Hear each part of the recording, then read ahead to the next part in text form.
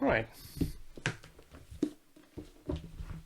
Let's look at the different sectors now in the different types of organization. Did you know? First of all, I have a question for you. How much do you think the mix is in an economy?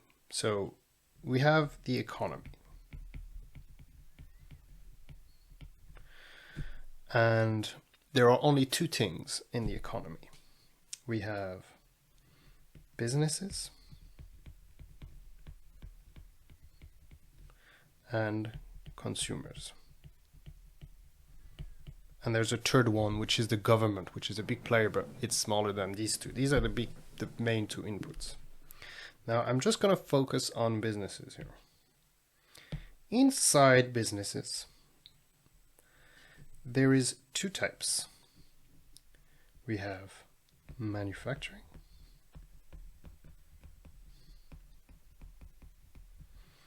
and services.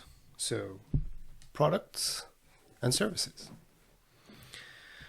In a developed economy, how much do you think is the ratio between these two, between manufacturing and services? Which one do you think is bigger in a developed economy like Western economy like the US or Europe? Do you think manufacturing is bigger or services is bigger? I'll let you think about it. Maybe you think, well, 50-50? Or maybe you think, oh, maybe services is slightly higher. Well, then you'd be right. It's actually, in a developed economy, 80-20. So in the US, it will be similar as this. In Europe,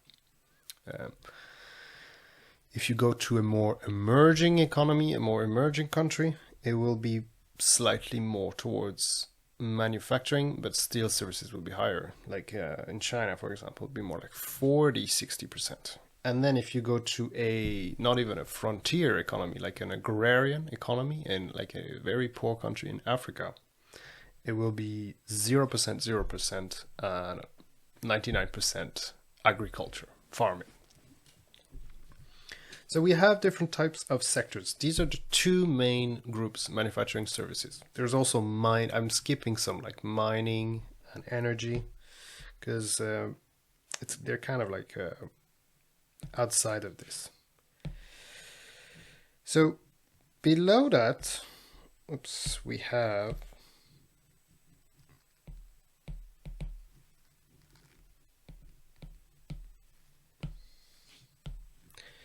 sectors.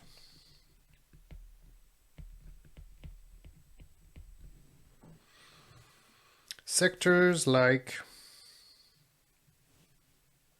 for example, financials,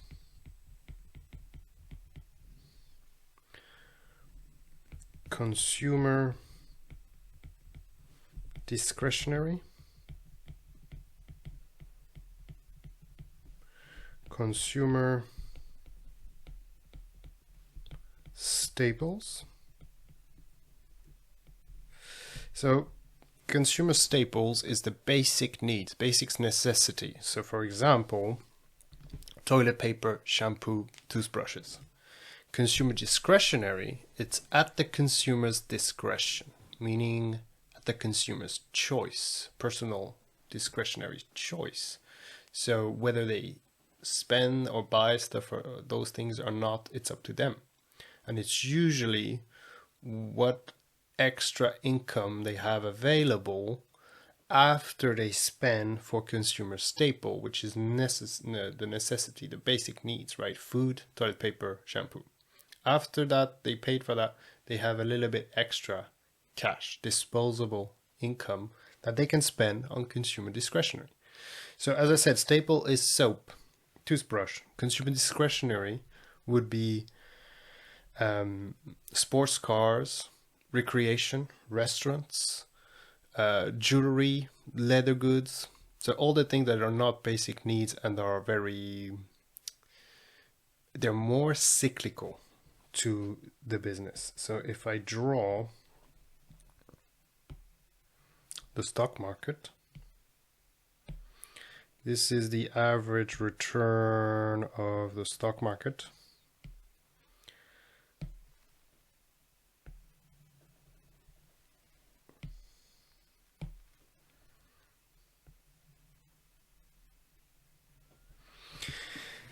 The blue line is discretionary.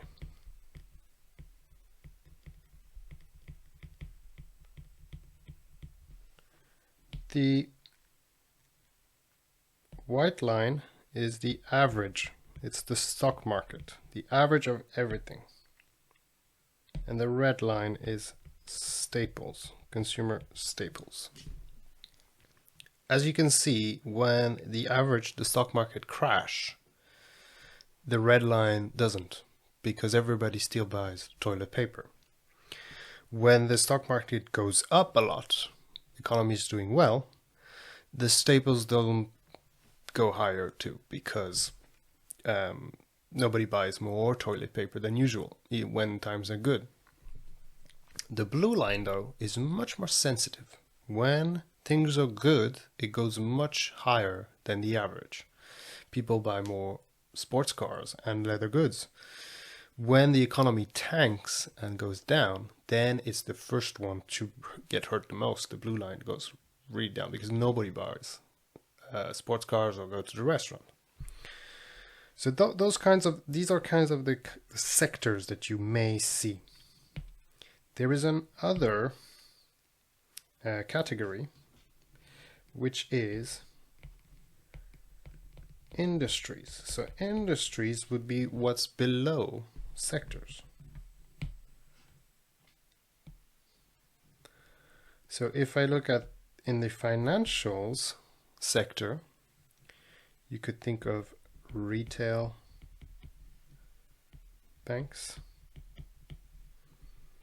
insurance companies,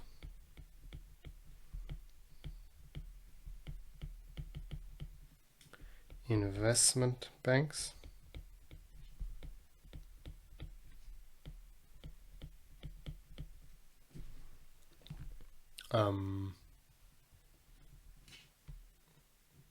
so maybe in consumer discretionary could be recreation